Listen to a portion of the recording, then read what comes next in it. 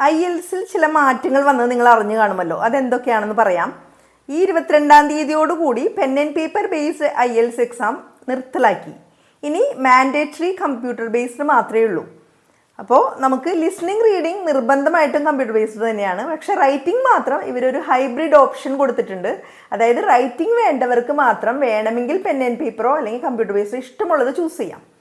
Okay, ഇപ്പോൾ typing speed ഇല്ലാത്ത കുട്ടികളെ സംബന്ധിച്ചിടത്തോളം എനിക്ക് തോന്നുന്നു പെൻ ആൻഡ് പേപ്പർ ബേസ്ഡ് ആയിരിക്കും നല്ലത്. റൈറ്റിങ്ങിന് മാത്രം അങ്ങനെ ഒരു ഓപ്ഷൻ കൊടുത്തിട്ടുണ്ട്. ബാക്കി റീഡിംഗ് ലിസ്ണിംഗ് എല്ലാം കമ്പ്യൂട്ടർ ബേസ്ഡ് തന്നെയാണ്. പിന്നെ സ്പീക്കിംഗ് ഒരു ഫേസ് ടു ഫേസ് സെഷൻ ആയിരിക്കും.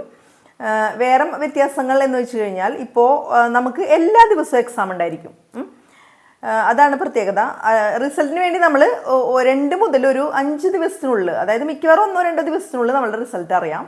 അപ്പോൾ പെട്ടെന്ന് സ്പീഡിൽ അറിയാം. മുൻപാണെങ്കിൽ ചിലപ്പോൾ 8 ദിവസം അല്ലെങ്കിൽ 13 ദിവസമൊക്കെ വെയിറ്റ് ചെയ്യേണ്ടി വരാറുണ്ട്. ഇനി അതില്ല. ഇനി വന്ന അടുത്ത മാറ്റം എന്ന് വെച്ച് കഴിഞ്ഞാൽ നമ്മൾക്ക് ഒരു 1 സ്കിൽ റീടേക്ക് ചെയ്യാൻ പറ്റും. ഇപ്പം നമ്മൾ എക്സാം എഴുതി കഴിഞ്ഞപ്പോഴാണ് അറിയുന്നത് റീഡിങ്ങിൽ മാർക്ക് കുറഞ്ഞു. റീഡിങ് മാത്രമായിട്ട് നമുക്ക് റീടെസ്റ്റ് ചെയ്യാൻ പറ്റും. അപ്പോൾ എക്സാം എഴുതി ഒരു 60 ദിവസത്തിനുള്ളിൽ നിങ്ങൾ അപ്ലൈ ചെയ്യണം. റീടെസ്റ്റിന് വേണ്ടിയിട്ട് നിങ്ങൾ ഇത് ചെയ്യണം. അതിനുശേഷം നമുക്ക് എടുക്കാൻ പറ്റും. റീടെസ്റ്റ് ചെയ്യുമ്പോൾ അതിൻ്റെ ഒരു തുക വരുന്നത് 12,650 ആണെന്ന് തോന്നുന്നു. 12,650 ആണ്.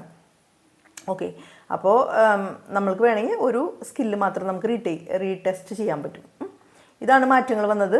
വേറെ പ്രത്യേകിച്ച് വ്യത്യാസങ്ങളൊന്നുമില്ല. പാറ്റേണുകളിലോ റീഡിംഗ് ലിസ്ണിംഗ് സ്പീക്കിംഗ് ഇതിൻ്റെ പാറ്റേണുകൾ എന്തെങ്കിലും മാറ്റം ഉണ്ടെന്ന് IDPയോ ബ്രിട്ടീഷ് കൗൺസിലോ അല്ലെങ്കിൽ കേംബ്രിഡ്ജ് IELTS-ഓ അല്ലെങ്കിൽ IELTS ഒഫീഷ്യൽ ആരും പറഞ്ഞിട്ടില്ല.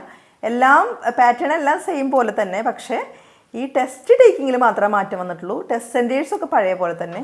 എല്ലാ ദിവസവും നിങ്ങൾക്ക് എക്സാം എഴുതാൻ പറ്റും.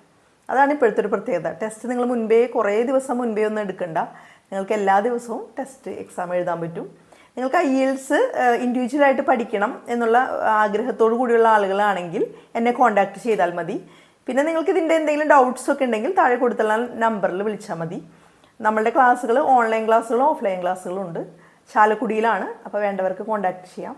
Okay, thank you.